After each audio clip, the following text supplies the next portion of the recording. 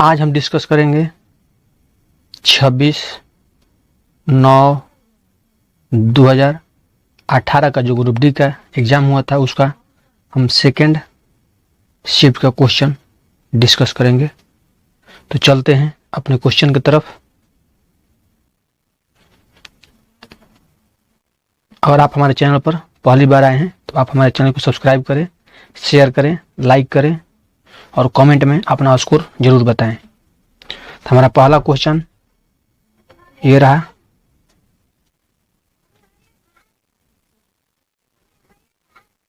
हीरे का निरपेक्ष अपवर्तनांक कितना होता है? आपके सामने ऑप्शन है 2.32, 2.42, 2.23, 2.24। तो हीरे का अपवर्तनांक आप सबको पता होगा कि हीरे का अपवर्तनांक होता है 2.42, यानी कि ऑप्शन नंबर बी हमारा राइट आंसर होगा। हीरे का अपवर्तनांक 2.42 होता है और हीरे के चमकना पूर्ण आंतरिक परिवर्तन, अपवर्तन और परिवर्तन यानी कि तीनों होता है। तो हमारा राइट आंसर होगा ऑप्शन नंबर बी, हीरे का अपवर्तनांक 2.42 होता है। तो चलते हैं अपने अगले क्वेश्चन पर। हमारा अगला क्वेश्चन है, इथेनॉल का सूत्र क्या है?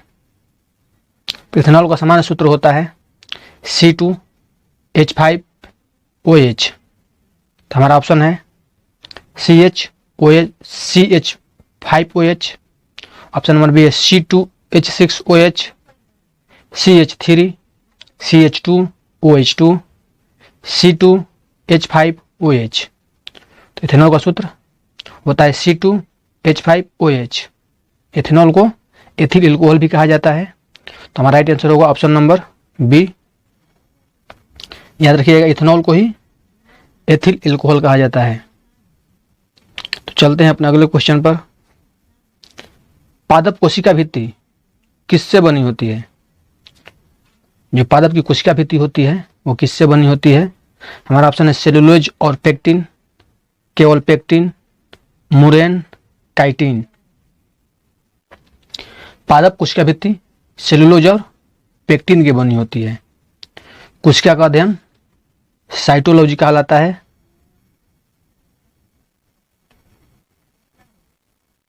कोशिका का अध्ययन साइटोलॉजी, और कोशिका भित्ति जो होती है वो केवल पादप कोशिका में ही पाई जाती है।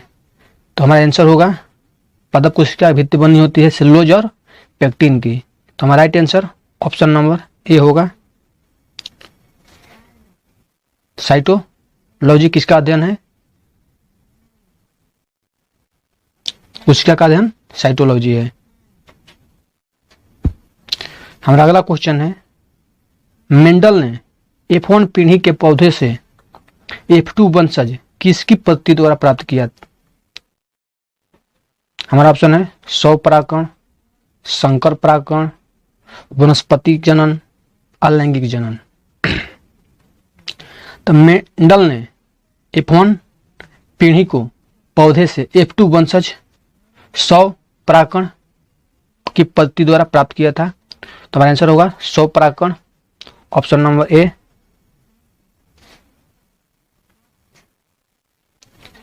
$2500 वाट बराबर कितना किलोवाट होता है?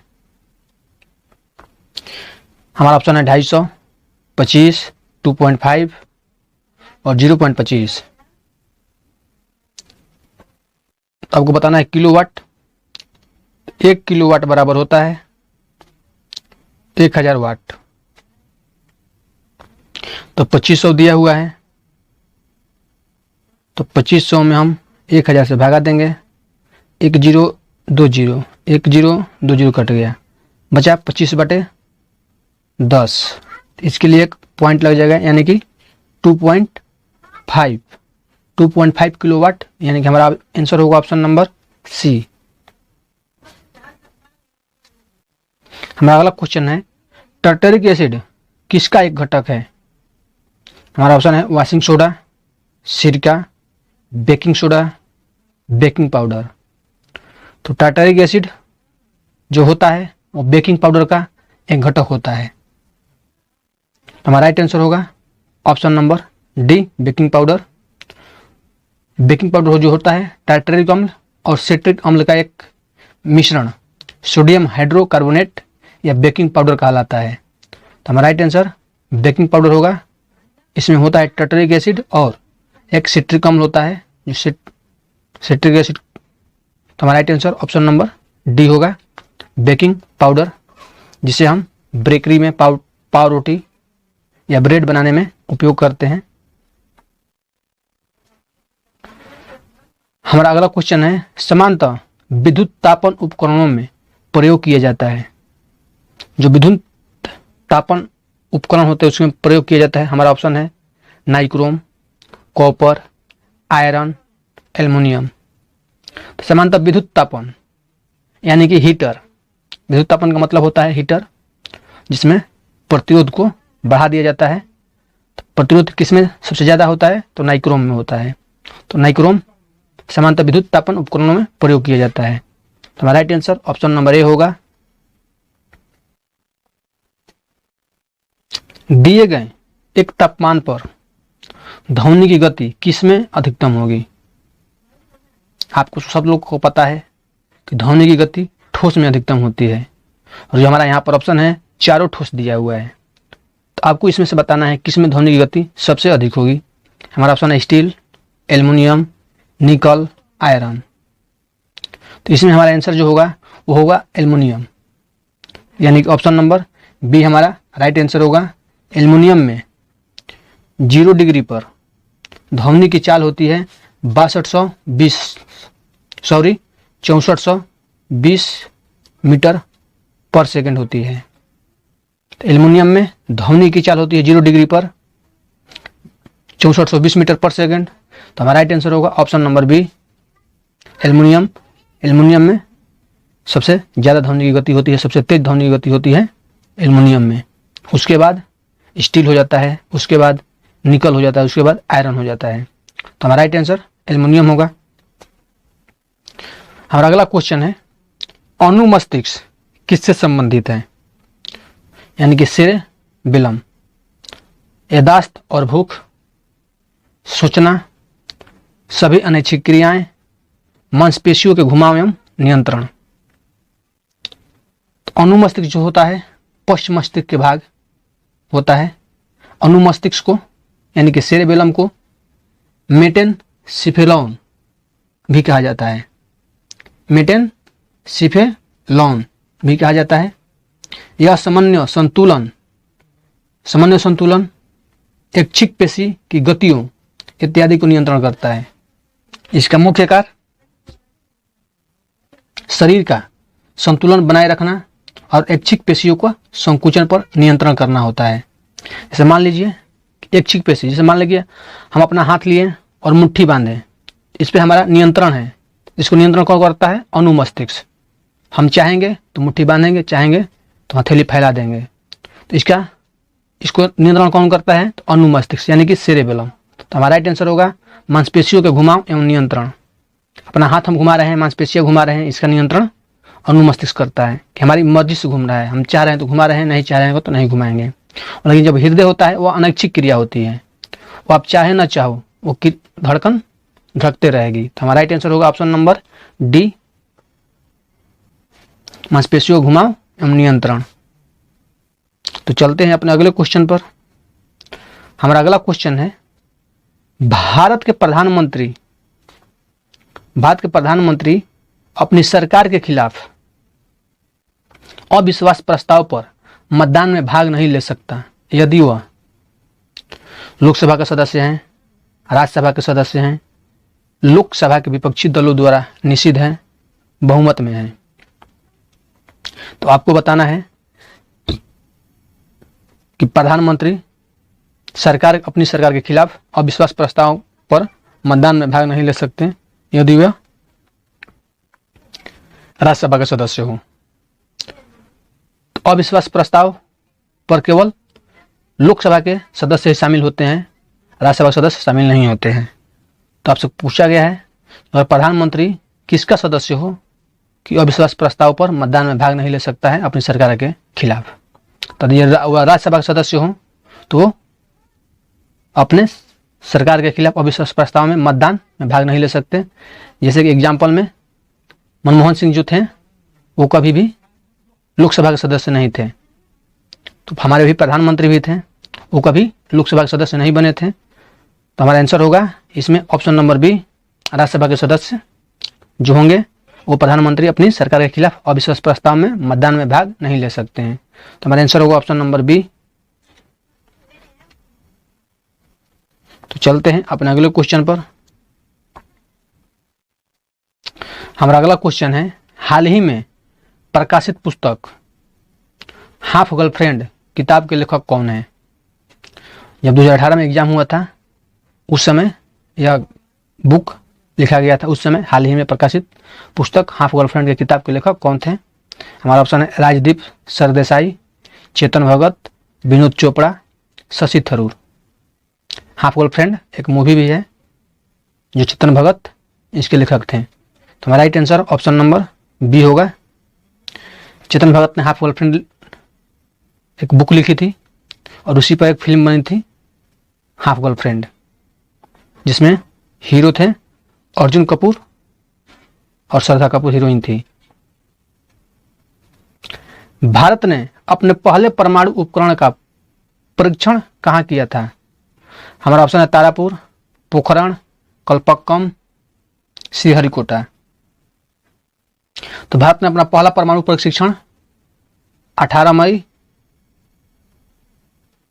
1974 को राजस्थान के जैसलमेर जिला में पोखरण नाम का एक जगह है, वहीं पर पहला परमाणु परीक्षण 1974 में किया गया था और इसका कोड नेम था स्माइलिंग बुद्धा। तो हमारा राइट आंसर होगा ऑप्शन नंबर बी, पोखरण।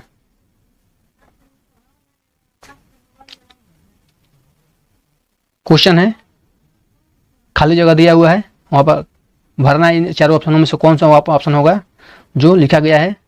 नामक एक फ्लैट वर्म में बहुत सामान्य आंखें होती है जो वास्तव में केवल आंख के धब्बे होते हैं जो प्रकाश का पता लगाते हैं। आपको बताना है वो कौन सा जीव है। हमारा ऑप्शन है ascaris, planaria, liver fluke, tapeworm. तो हमारा आंसर होगा प्लाइनेरिया। प्लाइनेरिया जो होता है वो एक चपटे फीता नुमा परजीवी कृमि है जो कि प्लेटी हेलमिन्थेस संघ का सदस्य है। आपसे पूछा जाता है कि प्लेनेरिया किस जगत का जीव है, तो प्लेटी हेलमिन्थेस। तो हमारा राइट आंसर होगा ऑप्शन नंबर बी। प्लेनेरिया नामक एक प्लेटवर्म में बहुत समान आंखें होती है जो वास्तव में केवल आंख के धब्बे होते हैं जो प्रकाश का पता लगाते हैं। तो हमारा राइट आंसर प्लेनेरिया हो जाएगा। हमारा अगला क्वेश्चन है, 200 ग्राम द्रव्यमान वाली एक वस्तु का उसकी 10 जूल गतिज ऊर्जा के साथ संवेग क्या होगा?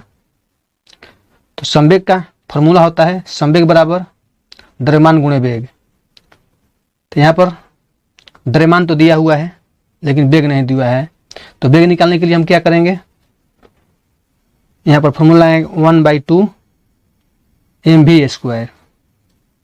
तो 1/2 m हमारा दिया हुआ है 200 ग्राम, और 200 ग्राम को हम किलो में बदलेंगे, 1000 से भागा देना पड़ेगा। तो 1000 से भागा देंगे 2 से 0 0 कट जाएगा, यानी कि 0.2 kg हो जाएगा।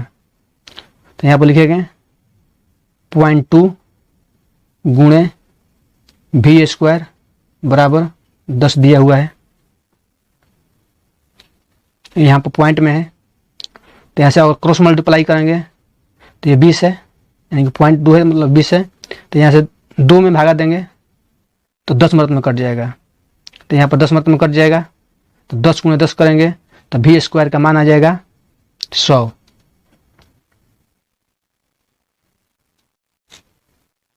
v² बराबर 100।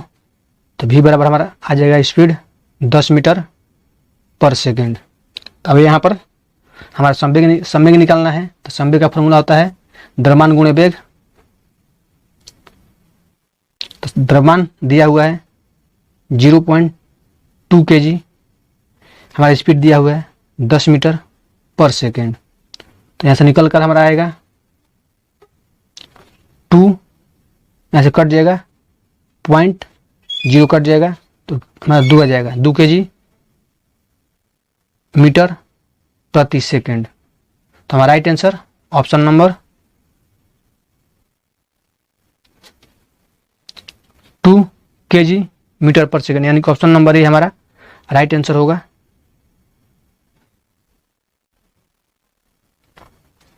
तो चलते हैं अपने अगले क्वेश्चन पर।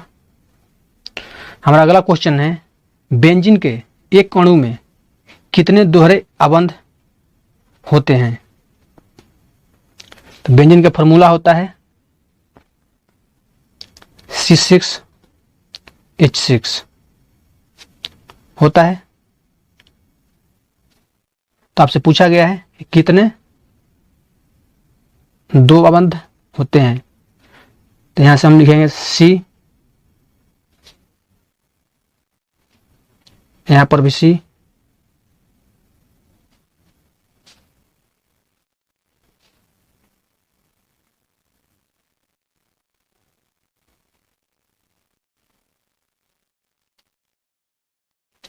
One two three four five six, C6 हो गया। इसके सामने H लिखेंगे, इसके सामने भी H लिखेंगे, इसके सामने भी H, इसके सामने भी H, इसके सामने भी H, इसके सामने भी H। तो हमसे पूछा गया है कि दोहरा आबंध बेंजीन के एक अणु में कितने दोहरे आबंध होते हैं। तो दोहरे आबंध कैसे बनेगा, तो यहां से ये हो गया, एक डैश छोड़ेंगे, फिर यहां से लेंगे, फिर एक छोड़ेंगे, फिर यहां से लेंगे, फिर एक छोड़ेंगे, तो ये तो हो गया है। तो यहां से गिन लीजिए, 1 2 3, यानी कि हमारा आंसर होगा इसमें कि 3 दोहरे आबंध बनेंगे, यानी कि ऑप्शन नंबर ए हमारा राइट आंसर होगा। तो चलते हैं अपने अगले क्वेश्चन पर। हमारा अगला क्वेश्चन है 10 kg द्रव्यमान वाली एक वस्तु 2 मीटर प्रति सेकेंड के वेग के साथ गतिमान है। वस्तु में निहित संवेग क्या होगा। तो संवेग का फॉर्मूला होता है द्रव्यमान गुणे वेग। तो यहां पर वेग दिया हुआ है और द्रव्यमान भी दिया हुआ है। तो 10 इंटू 2 मीटर पर सेकेंड, तो हमारा यहां से निकल कर आ जाएगा 20, 10 दूनी 20, और मीटर पर सेकेंड दिया हुआ और केजी दिया हुआ है, केजी मीटर पर सेकेंड। तो यहां से लिख देंगे हम 20 kg मीटर सेकेंड इनवर्स। तो हमारा राइट आंसर होगा ऑप्शन नंबर बी हमारा राइट आंसर होगा। तो चलते हैं अपने अगले क्वेश्चन पर। हमारा अगला क्वेश्चन है किसमें, माने कौन से स्टेट में राजस्थानीय तूफानों को आम बौछार कहा जाता है, जो आम के फसल पकाने में मदद करता है। हमारा ऑप्शन है उत्तर प्रदेश, गुजरात, केरल, उड़ीसा। तो केरल में स्थानीय तूफानों को आम बौछार कहा जाता है, जो आम की फसल पकाने में मदद करता है। तो हमारा आंसर होगा ऑप्शन नंबर सी।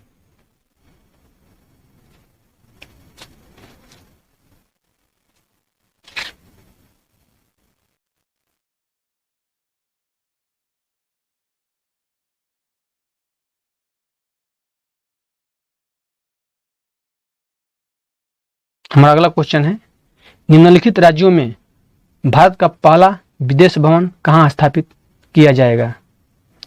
हमारा ऑप्शन है बिहार, महाराष्ट्र, झारखंड, गुजरात।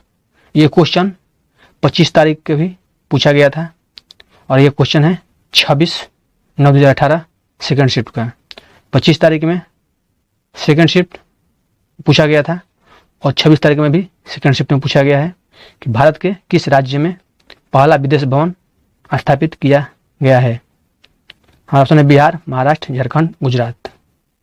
तो मैंने बताया था कि 27 अगस्त 2017 को मुंबई के बांद्रा कुर्ला कॉम्प्लेक्स में पहले विदेश भवन का उद्घाटन किया गया था। तो हमारा आंसर होगा महाराष्ट्र, ऑप्शन नंबर बी। हमारा अगला क्वेश्चन है जिंक कॉपर सल्फेट विलयन से कॉपर को अलग कर सकता है क्योंकि जिंक कॉपर की तुलना में कम अभिक्रियाशील होता है, कॉपर की तुलना में अधिक ऑक्सीकृत होता है, कॉपर की तुलना में अधिक अभिक्रियाशील होता है, कॉपर की तुलना में कम ऑक्सीकृत होता है। तो जिंक कॉपर सल्फेट विलयन से कॉपर को अलग कर सकता है क्योंकि जिंक कॉपर की तुलना में अधिक अभिक्रियाशील होता है। तो हमारा राइट आंसर होगा ऑप्शन नंबर सी। हमारा अगला क्वेश्चन है आधुनिक आवर्त सारणी में परमाणु संख्या 19 से 36 वाले तत्व किस आवर्त में रखे गए हैं। हमारा ऑप्शन है 5, 3, 6, 4। ऐसा बताना है जो 19 से 36 तक जो तत्व हैं वो किस आवर्त में रखा गया है। तो आवर्त होते हैं 7 और वर्ग होते हैं 18। तो आपको बताना है कि किस में रखा गया 19 से लेकर 36 तक। तो 19 से लेकर 36 पहले में होता है, पहले आवर्त में 2 होता है, दूसरे आवर्त में 8 होता है, तीसरे आवर्त में 8 होता है। तो यहाँ से देखिए 8 8 दूनी 16, 16 2 18 हो गया। तो 19वां कहाँ से शुरू होगा, चौथे से। 19वां चौथे से शुरू होगा। तो हमारा राइट आंसर हो जाएगा ऑप्शन नंबर डी। चौथे आवर्त में 19 से 36 तक तत्व रखे गए हैं। याद रखिएगा पहले में 2 होता है, उसके नीचे दूसरे आवर्त में 8 होता है, तीसरे आवर्त में भी 8 होता है और चौथे आवर्त में 32 होता है। 18 होता है, 18 होता है। फिर चौथे आवर्त में भी 18 होता है। फिर लास्ट छठा तत्व में होता है 32 और लास्ट में जो बचता है उसमें 25 तत्व हैं। तो यहाँ से याद रखिएगा कि 19 से जो 36 होते हैं वह आवर्त 4 में होते हैं। तो हमारा right answer option number D हो जाएगा। पानी के 340 ग्राम विलयन में 60 ग्राम साधारण नमक है। द्रव्यमान प्रतिशत द्वारा द्रव्यमान के संदर्भ में विलयन की सांद्रता की गणना कीजिए। तो 340 विलयन में 60 ग्राम नमक है। तो 60 ग्राम नमक है कितने में, 340 प्लस 60। तो 60 बटे में 400, परसेंटेज के लिए 100, 0 से 0 काट देंगे, यहाँ से कट जाएगा 15 चौके 60। तो हमारा आंसर निकल कर आएगा 15%, यानी कि ऑप्शन नंबर सी हमारा राइट आंसर है। हमारा अगला क्वेश्चन है के कोष में संयोजित किए जा सकने वाले इलेक्ट्रॉनों की संख्या क्या है। हमारा ऑप्शन है 8, 18, 2, 32। तो के कोष शुरू होता है के एल एम एन, वो शुरू होता है। तो पहले में इसका फॉर्मूला होता है 2n²। जो n है ये कक्षाओं की संख्या है। तो के एल एम एन ये क्या है, कक्षा है। तो पहले कक्षा में 2 होता है, ये 2 नहीं होगा।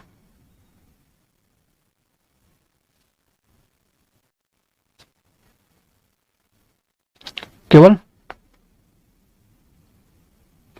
2n² होता है, 2n² होता है। तो पहले 2 हो जाएगा यहाँ पर, दूसरे आवर्त में n की संख्या यहाँ पर 2 लिखेंगे, 2 दूनी 4, 4 दूनी 8 हो जाएगा। तीसरे आवर्त में 3, तितरी के 9, 9 दूनी 18 हो जाएगा।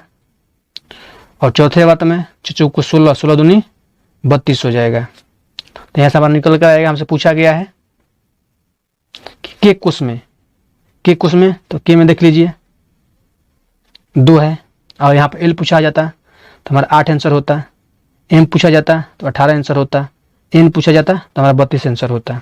इसी तरह 2n स्क्वायर करते चला जाना है। n की जगह पर कौन सी कक्षा में रखा गया है, तो k पहला कक्षा है, l दूसरा कक्षा है, n तीसरा कक्षा है और n चौथा कक्षा है। तो यहाँ से इसके बाद जो आएगा o, तो वो पांचवें कक्षा हो जाएगा। तो 5 का स्क्वायर करेंगे 25, 25 दूनी 50, तो वो कक्षा में 50 हो जाएगा। तो हमसे पूछा गया है कि कोष में कितने संयोजित इलेक्ट्रॉन हो सकते हैं, तो हमारा आंसर होगा ऑप्शन नंबर सी 2। हमारा अगला क्वेश्चन है, अरब व्यापारियों ने लाल सागर और भूमध्य बंदरगाहों के मध्य से भारतीय वस्तुओं को किस देशों में भेजा। हमारा ऑप्शन ऑस्ट्रेलियन, यूरोपियन, अमेरिकन, अफ्रीकी। तो आप सबको पता है अरब व्यापारियों ने लाल सागर और भूमध्य सागर के मध्य भारतीय वस्तुओं को यूरोपीय देशों में भेजा था। जो प्रथम यूरोपीय आया था 1498 में, वास्को डी गामा समुद्री मार्ग की खोज किया था। हमारा आंसर होगा ऑप्शन नंबर बी। लाल सागर और भूमध्य सागर को जोड़ती है कौन सा नहर, स्वेज नहर। स्वेज नहर का निर्माण हुआ था 1869 में। इस स्वेज नहर के निर्माण होने से भारत और यूरोप के बीच 7000 किलोमीटर की दूरी कम हो गई थी। तो हमारा आंसर होगा इस क्वेश्चन का आंसर हमारा होगा यूरोपीय। भारतीय वस्तु को यूरोपीय देशों में भेजा जाने लगा। हमारा अगला क्वेश्चन है, अस्थि कोशिकाएं एक हार्ड मैट्रिक्स में अंतः स्थापित होती है जो बना होता है। जो हमारी हड्डी होती है उसकी कोशिकाएं किससे बनी होती है। हमारा ऑप्शन है calcium fluorine, calcium sodium, potassium sodium, calcium और पोटेशियम। तो हमारी जो अस्थि बनी होती है कैल्शियम और पोटेशियम की बनी होती है। तो हमारा आंसर होगा ऑप्शन नंबर डी।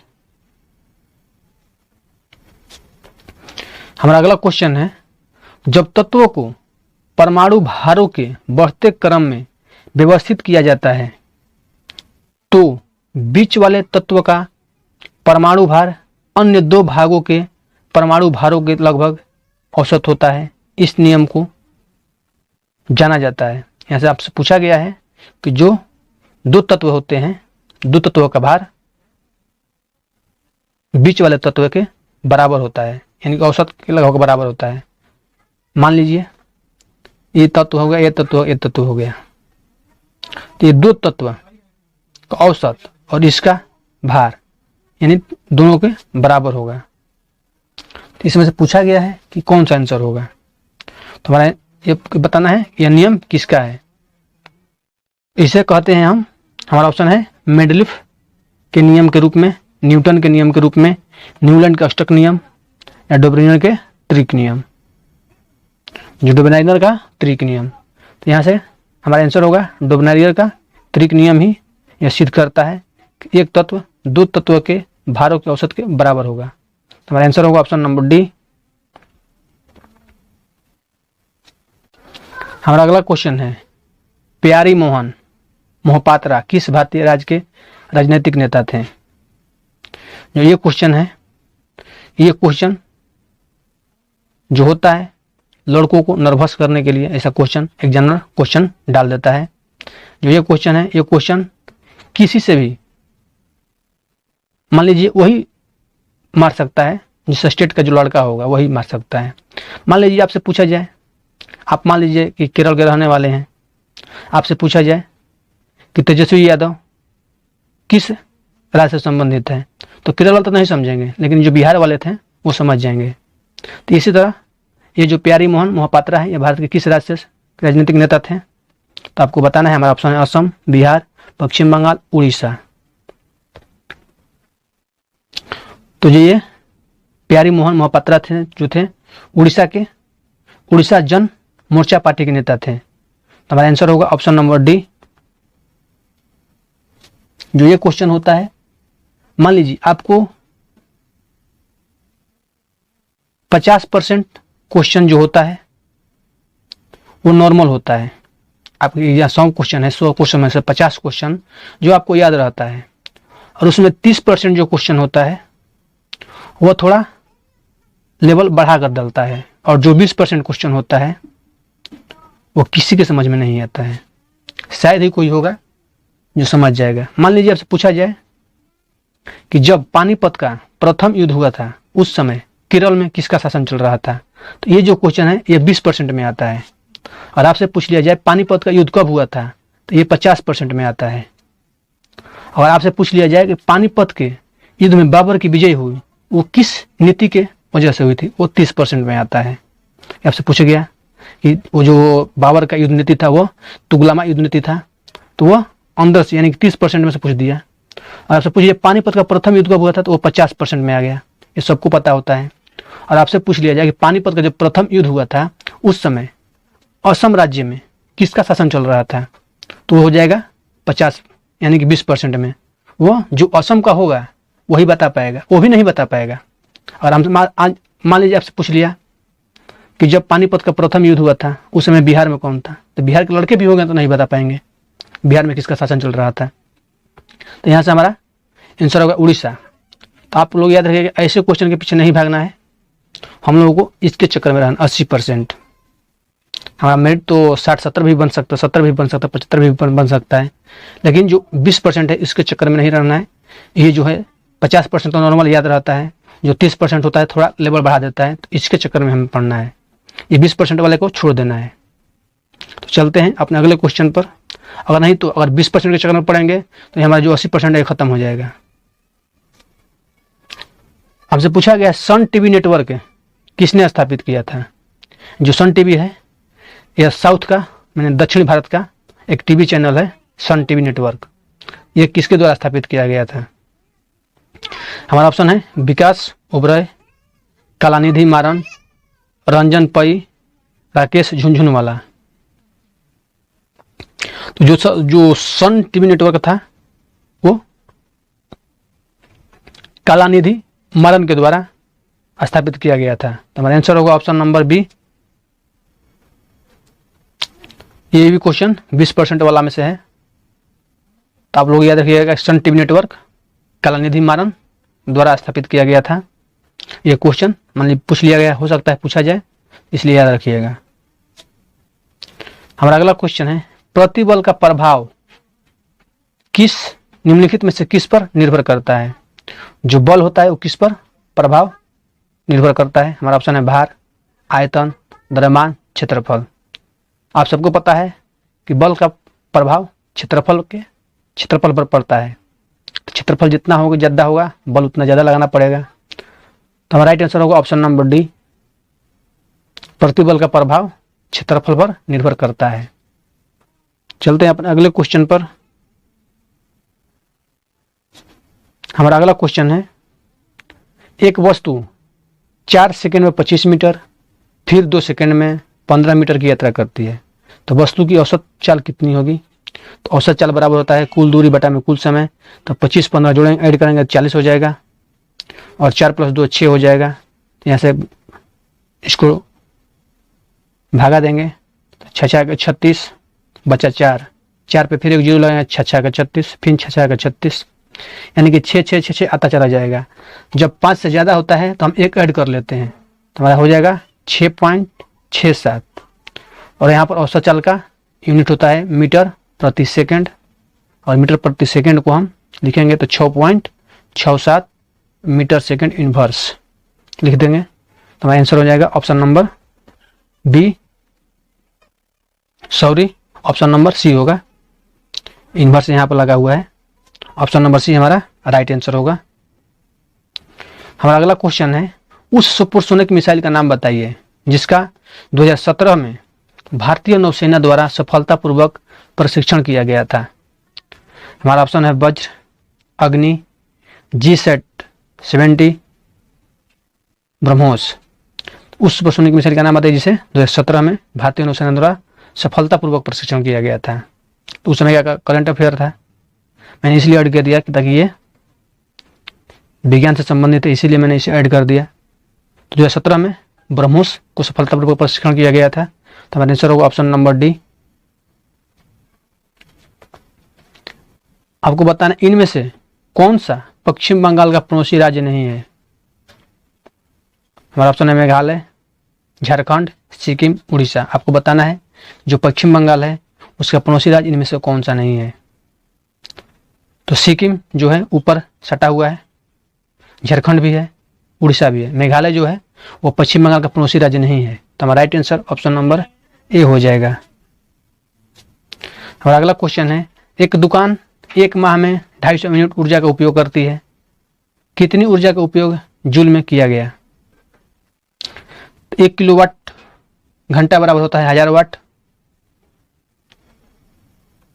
1 किलोवाट घंटा बराबर होता है 1000 वाट। ऐसे लिखिएगा 1000 वाट घंटा। तो हमसे पूछा गया है